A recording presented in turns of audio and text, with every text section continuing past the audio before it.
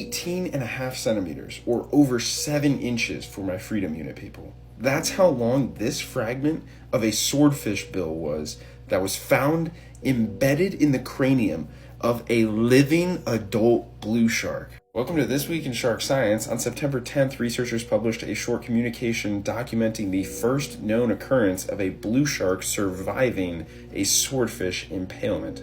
Key word there is surviving, because crazy enough, there have actually been 8 other previously documented incidents of blue sharks being impaled by swordfish, most of which were presumed to be lethal. There have also been similar incidents recorded in other species, including the big-eyed thresher shark and a short-fin mako shark that was impaled by a blue marlin.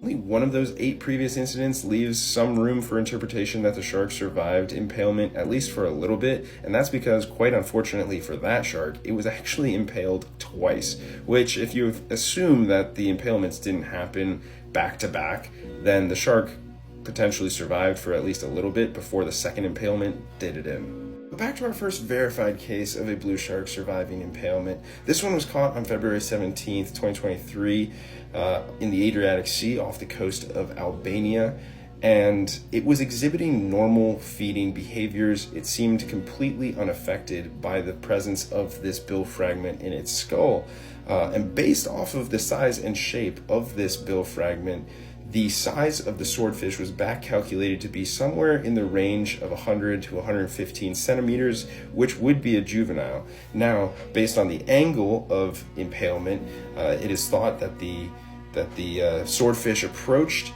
the blue shark from above and behind, lunged down into the head of the blue shark, after which it flicked its face up, which snapped off and left behind part of its rostrum. How and why these impalements occur is yet to be seen, but blue sharks have been reported to feed on swordfish, which leads to one hypothesis being that the blue shark is pursuing the swordfish and the swordfish catches the blue shark on a swift defensive turn. Another hypothesis is that they're both going for the same prey, which leads to accidental collisions. Imagine they're both lunging for a bait ball, and then all of a sudden, boom, one of them is missing part of its rostrum and the other one has a hole in its head. However, I personally don't buy that one as much, because in all of the now 9 documented incidents of blue shark impalements by swordfish have been located in the head or head area of the shark, which seems to be non-random precision. Like, you gotta give these swordfish some credit. They have some good aim. Let me know what you guys think in the comments, but either way, I found it to be a super fascinating interaction between 2 top of the food chain pelagic predators. And as always, follow for more sharks.